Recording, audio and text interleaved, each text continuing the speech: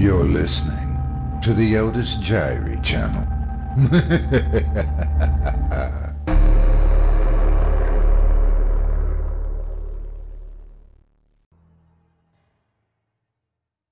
Abigail's Run by Tom Farr. Narrated by Otis Jiry. October 31st, 1691. "Hurry," Deliverance whispered, her voice softer than the light breeze which tousled her lank gray hair. "Bury it, child. Bury it deep."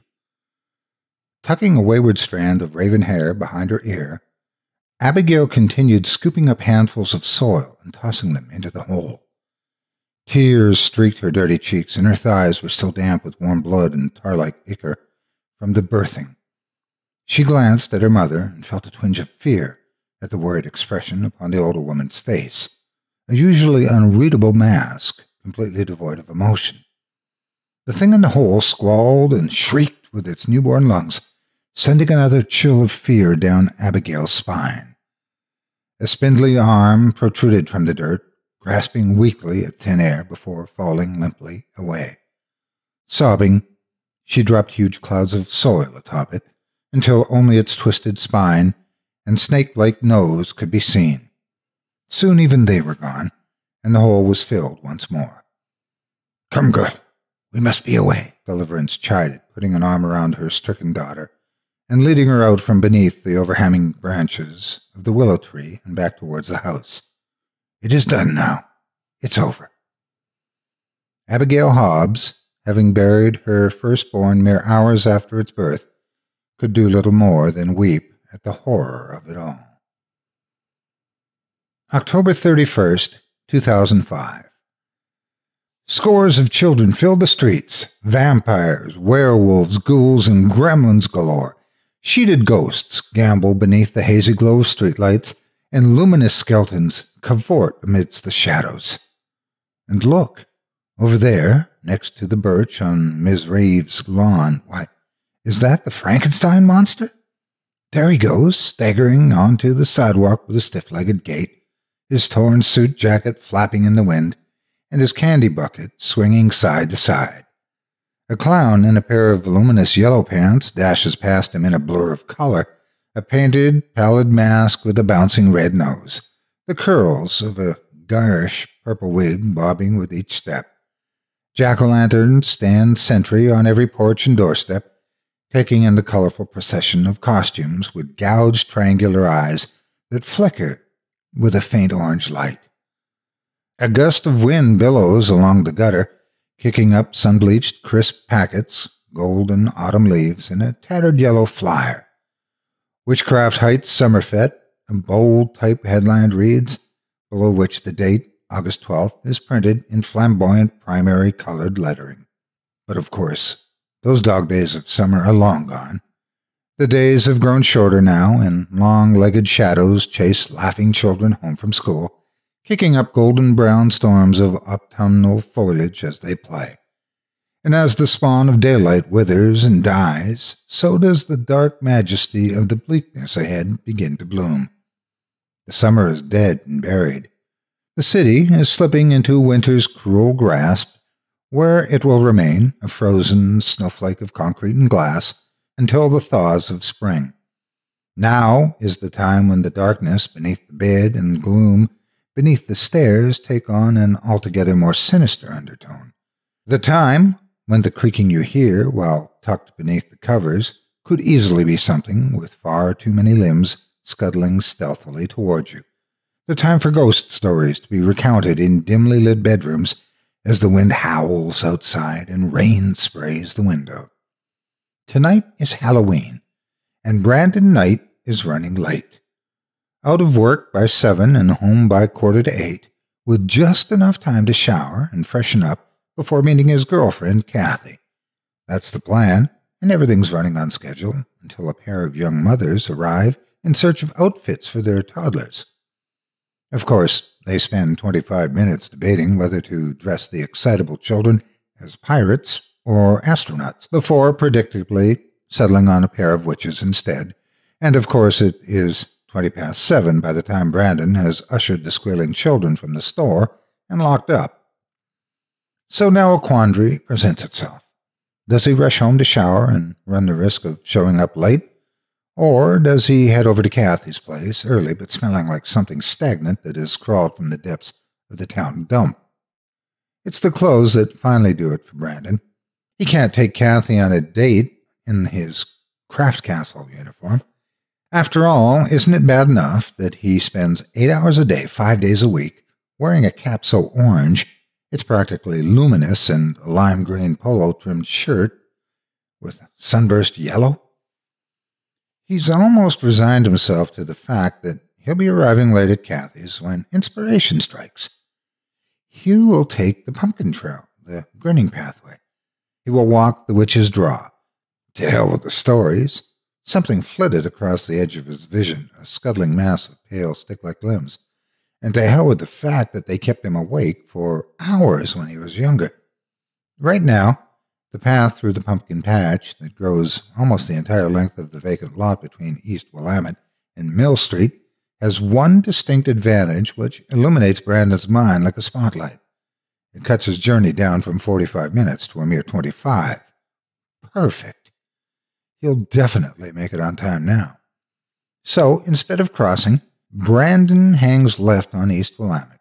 A gaggle of zombie cheerleaders giggle as he passes them by, their prom queen faces and coltish legs stained crimson with streaks of gore, but he pays them no heed, and throws only a perfunctory glance over his shoulder upon arriving at the high-boarded wooden fence.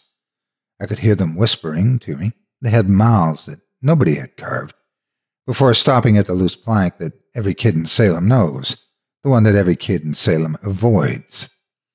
When he was younger, on the days he'd been late out of school and the shadows had grown long, he would run past that tilted piece of wood as fast as his feet would carry him, convinced that something sinister lurked beyond. But of course, that was years ago. Tonight, he simply holds the plank aside and squeezes his slim body through the gap into the vacant lot. The black asphalt trail at Brandon's feet snakes ahead of him like a discarded licorice whip, curving around an old blackened tree stump before disappearing into the impossibly tall stalks of corn. Most of them are little more than shriveled brown husks now, wilting and falling apart, but they are still packed tightly enough to obscure whatever lies beyond them.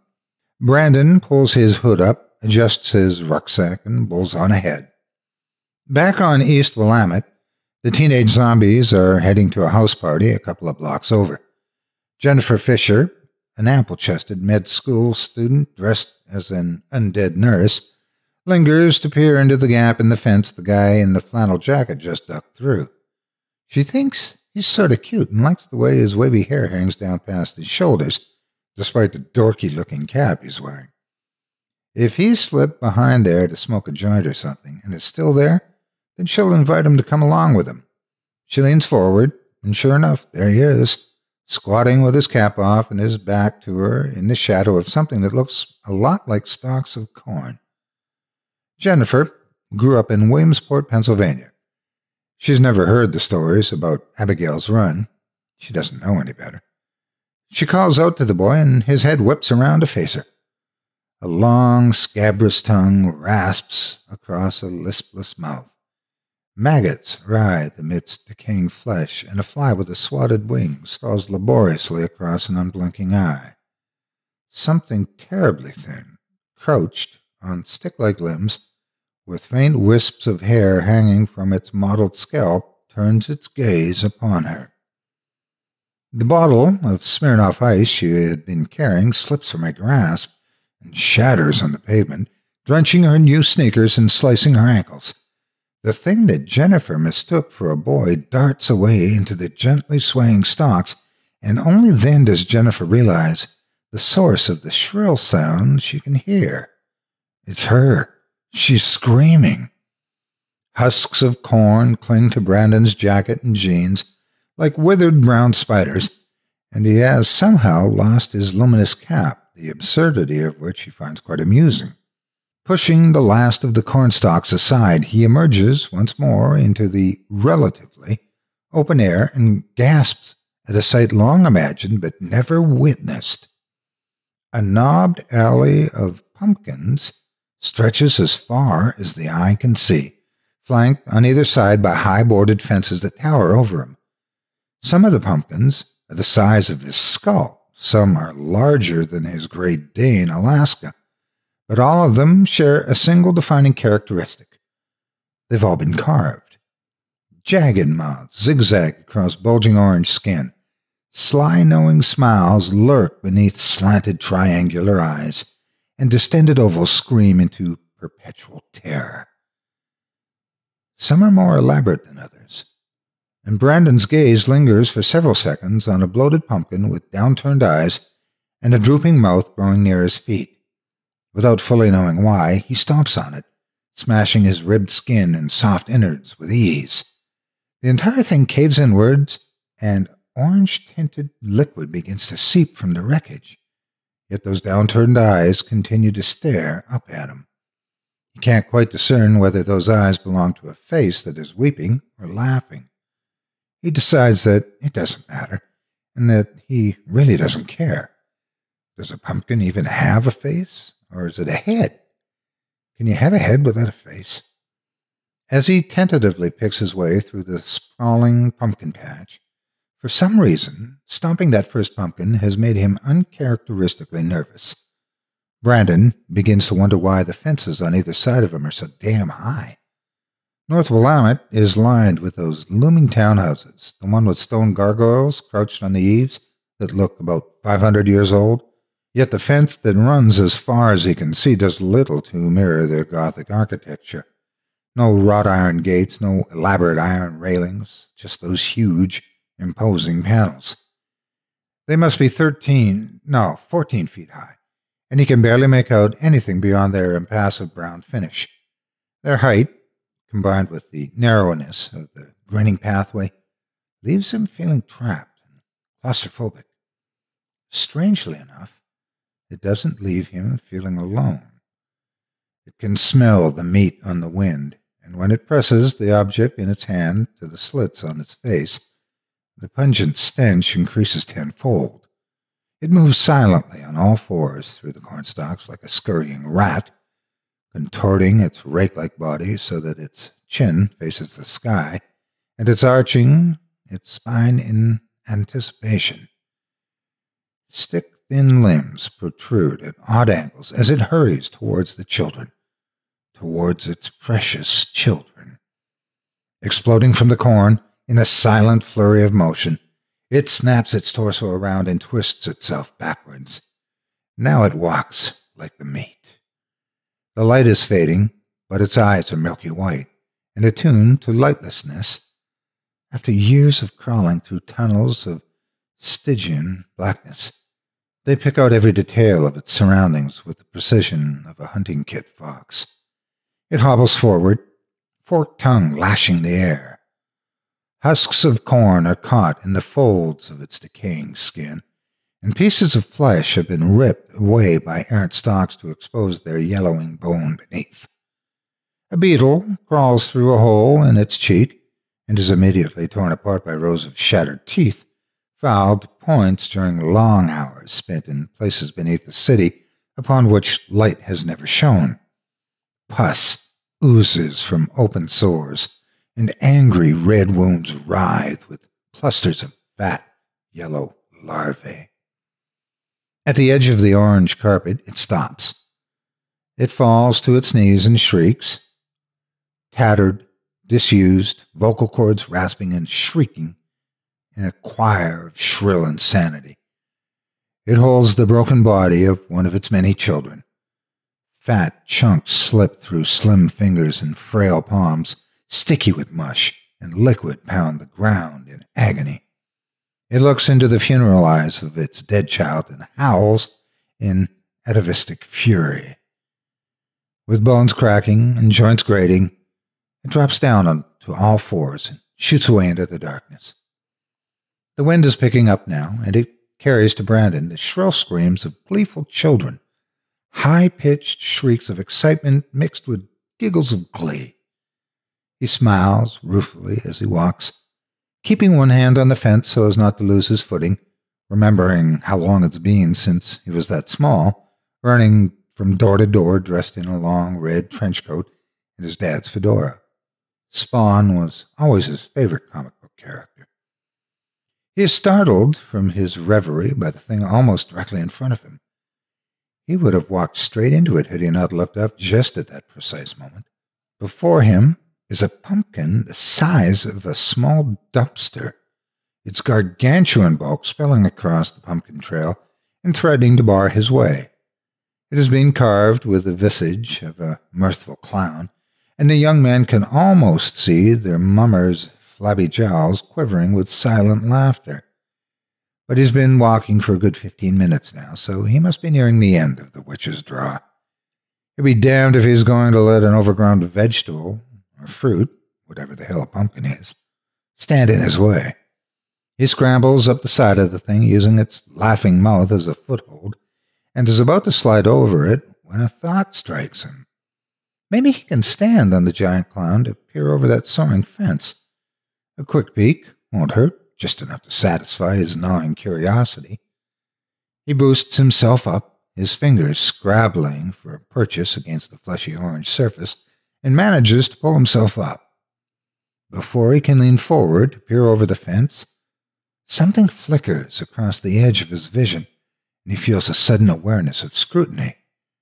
Turning to his left and squinting into the darkness, he finds nothing, and is about to turn away when a dark shape flits from the shadows.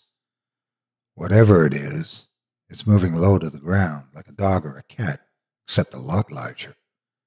It picks its way through the pumpkins with ease and fluidity, limbs turning at all angles and feet reaching high above its shoulders as it sweeps down the trail. A brief spell of moonlight gives him a true glimpse of its emaciated form and drawn, pallid skin, and warm urine seeps through his jeans. Whatever that thing is, it could have crawled straight out of the potholing, gone wrong horror flick he'd watched with Kirsty over the summer. Brandon loses sight of it, and for a second he allows himself to believe it an imagined terror, one born of far too many Hellraiser comics and late-night readings of Clive Barker novels. Then the creature leans forward, squatting atop a lumpy pumpkin, and looks straight at him. Unable to process the horror of its face, Brandon snaps his gaze downwards toward those terribly thin arms and balks at the familiar orange cap clenched in one of its hands. Before it has even begun to scuttle towards him, Brandon is leaping from the giant pumpkin and sprinting in the opposite direction. From the window of 168 North Willamette's drawing room, Augustus Dow, seated in a plush leather recliner, watches his red Doberman pincher Maxwell lope about the garden. He takes a sip from the glass of bourbon cupped in his hand, his watery eyes never leaving the hound. In the process of ferreting through the carefully maintained bushes lining the rear of the garden, the Doberman freezes, its wiry body going rigid and its ears standing erect, and whips its head to the side. Seconds later, it launches itself at the fence, standing on its hind legs with its forepaws scrabbling against the wooden panels and barking ferociously. Augustus's attention immediately shifts to the top of the fence, scanning the wicker dolls that hang lifelessly there. He lets out a deep breath he hasn't realized he is holding after counting the 7th doll. Yes, they are all there. Everything is in place, meaning that his property, and by extension his family, are protected. Whatever is going on beyond his boundaries is none of his business, nor is it any of his concern. "Augustus, bring Maxwell inside, will you?" his wife, Constance, asks from the landing. "He's making an ever so frightful racket." "Of course, dear," Augustus replies, glancing a final time at the wooden wire constructs dangling from the fence before turning away. "I'll fetch him in right away." Brandon, his uneven breathing becoming ragged, finds time between bouts of mind-numbing terror to curse himself for dropping out of phys ed. If he'd never met Kathy in the art block that night and subsequently decided to switch subjects, perhaps he wouldn't be so damn unfit. The thoughts of her spurs on him, though, allows him to draw upon reserves of energy he had thought long since expended. He dares not turn around, lest that skulking thing be inches away from him, reaching for him with skeletal arms. And Brandon barrels straight into the corn, and for several seconds doesn't understand what's happening, batting at all the stalks all around him in fear before he realizes this patch of cornstalk must mirror the one at the entrance he used, forming a barrier of sorts between the pumpkins and the real world, meaning that he's almost at the exit. His joy is short-lived, as something hurtles past him, and bare skin brushes the leg of his jeans. He staggers to the side until his shoulders connect with a fence. Biting down a curse, he whips his head around, expecting the creature to be beside him. He can't hear a thing, which is much more disconcerting than if he were to be able to hear it moving about. At least then, he'd know where it was. With his back to the fence and one splayed hand feeling the way forward, he inches slowly to the left, fearful of making even the slightest sound. His heart is thudding somewhere in his throat, and adrenaline is coursing through his veins like electricity. Everywhere he looks, he expects to see it, leering out of the corn towards him. A subtle shift directly ahead causes him to freeze, a stealthy scratching that sounds as though it is directly beside him. His sodden boxer shorts become damper still. Suddenly, the thing has him. He can feel its spindly fingers scrabbling against his leg. His phone is vibrating. Frantically trying to wrestle it from the pocket of his jeans, all the while aware of every subtle movement around him. He succeeds in doing so just as the incoming call notification shifts from vibration to an audible tone. Brandon does the first thing that comes to mind. He turns and throws the phone as hard and as fast as he can back in the direction from which he came. It begins to wail and jingle as it spins through the air, and something shifts in the corn to his right, to his immediate right, inches away, and shoots off after it. All pretense of stealth abandoned, Brandon smashes his way through the corn, bursting free of the clinging stalks seconds later, and almost running headfirst into the chain-link gate that bars the exit onto Center Street. There are signs covering the gate, so he can't see them, but he can hear the blessed sounds of children shouting, parents chatting, and sirens wailing. Even the incessant hooting of an impatient taxi driver sounds like music to his ears. Brandon scrambles up the chain link and thuds down onto the pavement, narrowly missing a passing group of children and their parental escorts, who throw him scornful, "You should know better at your age," looks, seconds before something crashes against the gate from the other side. He whips around, horrified, and begins to back away as various sections of the chain-link fence begin to subtly sag inwards as though something were testing for a point of weakness. He can't see anything through the gate. Signs and notices cover it entirely, having been crammed together side by side. "Warning, construction in progress," one reads. "Unsafe surfaces," screams another in bright red lettering. A vivid red and yellow, "Private property, do not enter" board runs the length of the gate, and as Brandon's eyes shift to the right of it, his pupils dilate, and his heart drums a frantic tattoo against his ribcage. Staring through the small slit between the private property board and its neighbor, a green heptagon with oriental lettering, is a listless, pupilless white eye below it, the vaguest impression of a row of pointed teeth clasping the chain link and something serpentine and dark snaking along the side of the sign. Slim, hairless fingers scrabble at the links like pale overgrown spiders. Brandon staggers away in horror, and instead of finding the sidewalk, his foot finds only empty space. Pinwheeling his arms, but unable to keep his balance, he stumbles backwards. Saj Patel is on his way back to the depot when the man, a kid, just a kid really, falls backwards in front of his bus. He's only 4 miles per hour over the speed limit, but at this distance, he doesn't have a hope in hell of stopping in time. Something crunches sickeningly beneath his wheels. An elderly lady at the rear of the bus screams, and a mother hugs her son to her chest. Saj is out of the vehicle in seconds, but the way one of the wheels nestles in the kid's chest tells him that he's already too late. Only while he waits for an ambulance, tears streaming down his face, and breath coming in huge, racking sobs, does he realize exactly where on Center Street he is. The entrance to that accursed alley. Witch's Draw, they called it when Saj was a child. Of all the places, he thinks, and slams his face against the gate in frustration, tearing down a cluster of small wicker figures hung there by children in his anger. Behind the gate, in the softly swaying stalks of long-dead corn, stirs something. A sickly, crescent grin splits a pair of scabrous lips. Free at last.